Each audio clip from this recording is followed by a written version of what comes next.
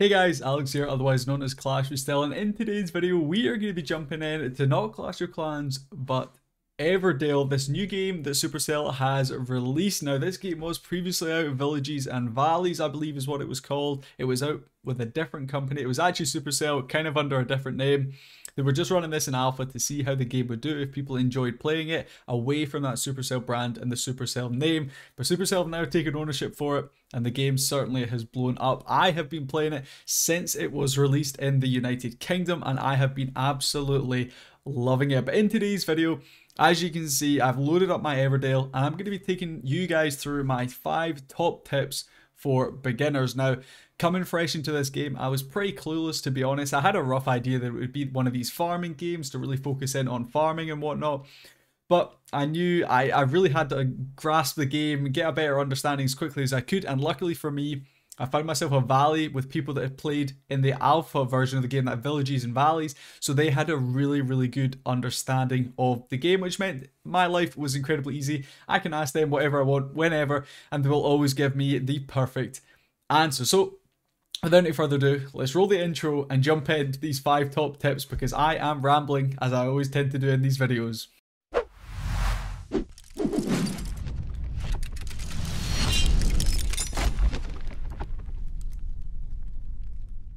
Alright, so tip number 1 is research. You can see I have my study right here. I do have research going on currently, but you can see the study. That is where you want to prioritize. That's where you want to have all your focus very early game. You want to have someone going in there, Beatstar also playing that game.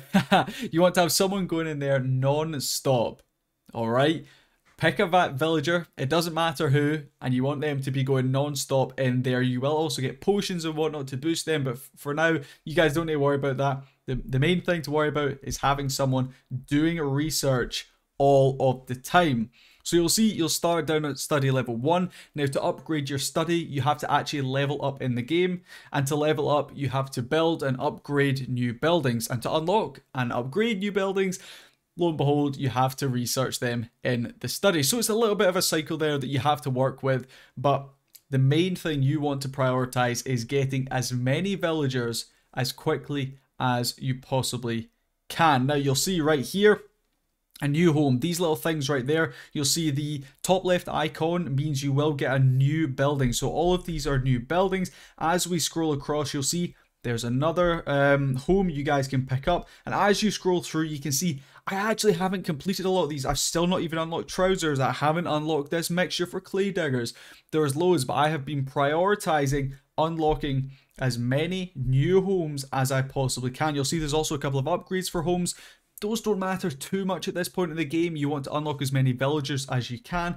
So just focus in on your upgrading tree and getting them. You'll see this is the next one I'm aiming towards. So I'm currently doing these research right here. Now scrolls, you'll see I have 68 scrolls up there in the top right. You get these for doing some tasks. We'll talk about tasks and rewards slightly later on in the video, but you guys can use these to speed up your progress. But having someone doing research, one of your villagers, non-stop, is an absolute necessity. Alright, so the next tip I have for you guys is join a valley as soon as you possibly can. Now the valleys, of course, in this game, the previous game, villagers and valleys, it's even part of the title, valleys. So this is a huge part of the game. For those that are involved in Clash of Clans, you'll know your clan is like your home. That's where you get your clan castle troops and whatnot.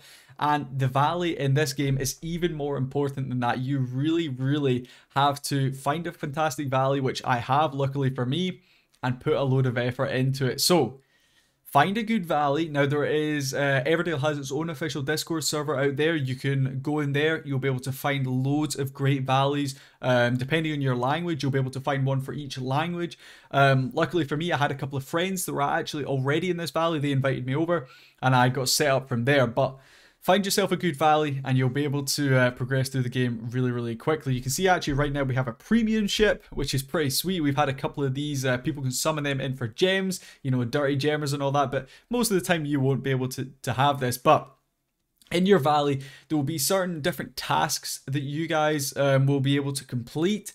This I will be talking about slightly later on in this video. But for right now, all I'm going to say is find a valley where players are active. If we have a little look here, you're going to see all of these guys have been on within at least the last 12 hours. There's a couple of guys that are actually online right now, putting in a huge amount of effort, and you want people to always be coming on, progressing their village and the valley, because if the valley progresses, it'll help you much better in the longer run. So that's my second tip, is join a strong active valley as quickly as you can in the game and put loads of effort into it. Alright, so my third tip for you guys is villagers. Surprise, surprise, you want to make sure you are optimizing your villagers as much as you possibly can. Now you'll see I currently have 6 villagers. You'll be able to select, every time you unlock a new house, you'll be able to select from 3 different types of villagers. You can get male and female, old, young, different hair, different looks, everything. So you guys can kind of build up, you know, as you want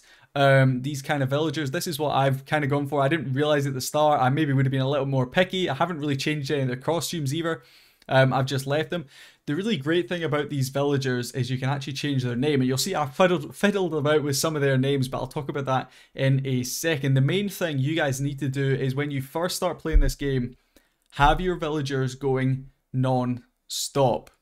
Now, you'll find at the start of the game, the upgrades for a lot of the stuff are very quick. They don't take many resources, so it should be relatively easy. But one of the main things that most people struggle with in the game at the start is keeping up with how hungry these villagers are. Now, rumor has it they only eat soup, but they do eat different types of soup. Now, there's a couple of workarounds for this. You do want to have one villager minimum working on your pumpkin patch at all times. Now, those villagers don't actually eat soup if they're working in here. They will not eat soup. They will just constantly produce these pumpkins, which in turn gives you 1 bowl of soup.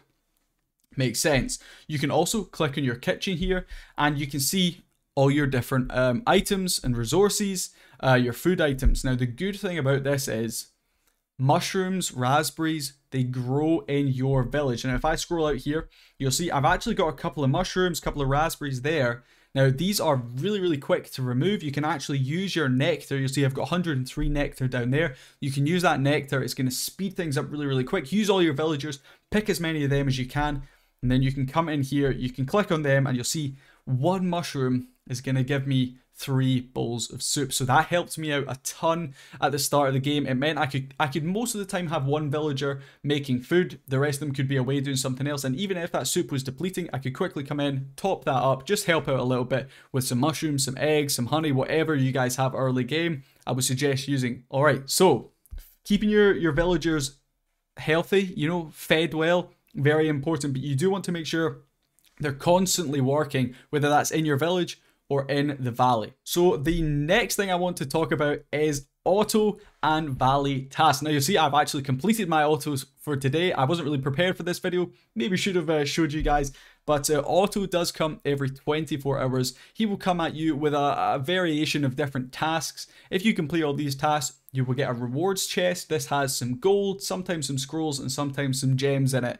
Now, gold at the start of the game, really hard to come by. So you definitely want to prioritize completing Otto's trading booth every single day if you can. It's something that I think a lot of people maybe skip if they're like, oh, I can't be bothered trying to get 5 loaves of bread or whatever it is. But this is something I definitely would recommend. Trying to keep up as much gold as you can, especially early game, is key. So complete Otto's trading booth every day if you can. Now the next thing is these valley tasks. Now you'll be able to have a few different valley tasks going. So you'll be able to have building valley tasks. You'll be able to have tasks that come from ships. You'll get a couple of different types of ships. I'll maybe do a video on that in the future. And then you have this one. I don't actually have anything for this, but this is the sort you get like events that happen and you can do tasks for them. You'll see I've got a little space for that right there. And you want to make sure you are completing as many of these as you possibly can. You'll see I'm actually going to be able to complete this one right here, and if I complete it, that little cart is going to head off. It's going to go down the lane, and you'll see it actually gave me some reputation points. I'm up to 4,900, nearly at 5k, which is pretty sweet. Gonna get a big reward chest. Ooh, fancy And that brings me quite nicely onto my 5th and final tip, which is reputation. Alright, so if we have a little look here, you'll see in my valley, most of us are pushing pretty hard on reputation. There's going to be a hell of a lot more players out there that have gemmed and paid their way right to the top, but we're all free to play, I think, pretty much in this valley. I'm certainly free to play, maybe other than, I think I got a £1 pack at the start or something like that, but other than that, I'm completely free to play. I've been really pushing reputation, but if we head over here, you'll see Reputation Road. And if we scroll all the way down to the start, there is a huge amount of things that you really, really want to get from Reputation Road. Prioritize as much as you possibly can, building up as much reputation as you can. Now, the rewards chests are nice, but it's really these construction tokens, shipping tokens, crafting, all these sort of things you guys can see that are really going to help us out. And you'll see right here at 3,600, you're going to be able to upgrade your villagers' levels to 2. Now that gives you, you'll get 10% off of whatever task it is you train your villagers on. So building up your reputation is going to allow you to further progress not only your village, but also your villagers, and help out the valley a hell of a lot more. So trust me when I say you want to make sure you're prioritizing building up as much reputation as you can. I like to do a mix between some gold tasks and some reputation and research tasks throughout the day. I probably maybe do between 6 and 8 tasks per day. That's just me. I would definitely say you want to at least be doing a minimum of 3 to 4 tasks per day, trying to build up this reputation. But that does bring me to the end of my video and my 5 top tips for starting off in Everdale. I really hope you guys did enjoy this video. It was my first ever Everdale video, so if you guys did like it, feel free to subscribe. Let me know in the comments if you want me to do some more helpful tip videos, or maybe even just show my progress in this game. Like the video too, and I'll catch you guys in the next one, whether that's Everdale, whether that's Clash, maybe it's going to be something else, who knows, but I'll catch you guys then. Peace.